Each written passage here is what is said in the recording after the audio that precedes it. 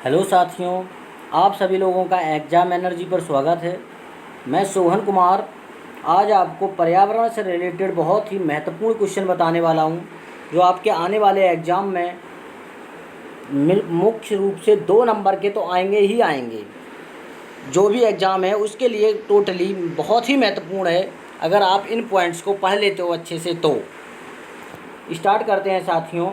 Environment क्या साथियों? Environment. One संरक्षण अधिनियम, पहला पॉइंट क्या है साथियों? वन संरक्षण अधिनियम कब बना? 1980 में बना। ये चीज़ याद रखना। कौन सा अधिनियम साथियों? वन संरक्षण अधिनियम। समझ आया? नेक्स्ट क्वेश्चन है, नेक्स्ट पॉइंट है साथियों, यूकेलिप्टस को पर्यावरणीय संकट माना जाता है। ये बहुत ही इंपॉर्टेंट क्वेश्चन है। ये पूछा जाता है कि पर्यावरणीय संकट किसे माना जाता है, तो साथियों किसे माना जाता है? यूकेलिप्टस को। समझ आया? यहाँ से 2 पॉइंट से आपको 2 क्वेश्चन उठा सकते हो कि वन संरक्षण अधिनियम कब बना? 1980 में बना। और पर्यावरणीय संकट किसे माना जाता है? यूकेलिप्टस को माना जाता है साथियों। नेक्स्ट क्वेश्चन की ओर बढ़ते हैं हम। पर्यावरण सुरक्षा अधिनियम 1986 में बना। याद रखना साथियों, पहले हमने क्या बताया था आपको? पर वन संरक्षण अधिनियम 1990-80 में। पर्यावरणीय अलग है, वन संरक्षण अलग है। याद रखना साथियों, वन संरक्षण अधिनियम 1980 में बना। और साथियों पर्यावरण सुरक्षा अधिनियम 1986 में बना। समझ आया साथियों? पर्यावरण की सुरक्षा मूल कर्तव्य, ये संविधान के 42 संविधान संशोधन में लिखा गया है। पहले एक चीज़ ध्यान दो, पर्यावरण सुरक्षा अधिनियम 1986 में बना साथियों, और पर्यावरण की सुरक्षा मूल कर्तव्य है, ये संविधान में कौन से संशोधन में? 42वें संशोधन में लिखा है। और अनुच्छेद साथियों 51A में लिखा है। किसमें? 51A में साथियों लिखा है। नेक्स्ट कुछ पॉइंट है, भारत की प्रथम वन नीति का निर्माण कब हुआ? 1984 में हुआ था। याद रखना साथियों कि भारत की प्रथम वन नीति जो है उसका निर्माण कब हुआ? 1984 में हुआ।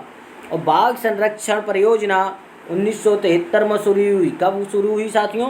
1973। ये इंपॉर्टेंट क्वेश्चन बन जाता है ये वाला पॉइंट कि बाघ संरक्षण परियोजना कब शुरू हुई? तो 1973 में शुरू हुई। क्या? बाघ संरक्षण परियोजना। नेक्स्ट कुछ पॉइंट है साथियों, पृथ्वी शिखर सम्मेलन 1992 में कहाँ हुआ? Rio de Janeiro. ये आ जाता है कि पृथ्वी शिखर सम्मेलन किस शहर में हुआ? तो रियो डी जेनेरियो में हुआ। कब हुआ? 1992 में हुआ साथियों। और विश्व पर्यावरण दिवस 5 जून को मनाया जाएगा। ये कहाँ कहा गया? स्टॉकहोम सम्मेलन में कहा गया। कब कहा गया साथियों? 1972। याद रखना कि कहाँ पे ये हमारा जो हुआ है? जेनेरियो में हुआ। कहाँ? जेनेरियो। पृथ्वी शिखर सम्मेलन कहाँ हुआ? 1992 में, रियो डी जेनेरियो में। विश्व पर्यावरण दिवस 5 जून को मनाया जाएगा। ऐसा किस सम्मेलन में कहा गया? ऐसा जो है स्टॉकहोम सम्मेलन में कहा गया। कब कहा गया? स्टॉकहोम सम्मेलन में 1972 में कहा गया साथियों। नेक्स्ट क्वेश्चन, नेक्स्ट पॉइंट है, टाइगर मैन ऑफ इंडिया किसे कहते हैं? कैलाश सांखला को। तो टाइगर मैन ऑफ इंडिया किसे कहते हैं साथियों? कैलाश सांखला को। भारत में हरित क्रांति के जनक कौन है? Doctor MS Swaminath. समझ आया साथियों? भारत में हरित क्रांति के जनक कौन है? डॉक्टर MS स्वामीनाथ हैं। नेक्स्ट है, पृथ्वी दिवस कब मनाया जाता है? 22 अप्रैल को मनाया जाता है साथियों। याद रखना, अभी जस्ट गुजरा ही है ये।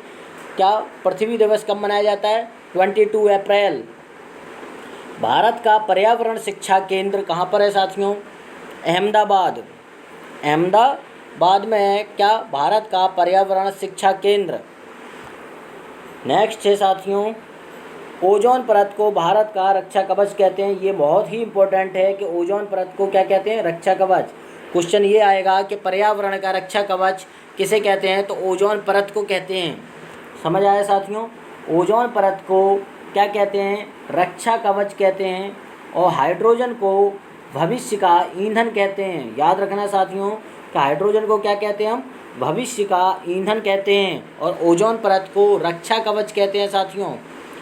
नेक्स्ट है, ग्रीन हाउस प्रभाव के परिणाम स्वरूप ग्लेशियर पिघलने लगेंगे। मतलब इसका मतलब ये है साथियों कि जैसे ही ग्रीन हाउस इफेक्ट बढ़ेगा तो ग्लेशियर क्या होते हैं साथियों?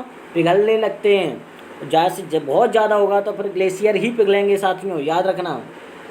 चक्रवात निम्न वायुदाब के कारण होता है। चक्रवात क्यों आता है साथियों? निम्न वायुदाब के कारण चक्रवात आता है।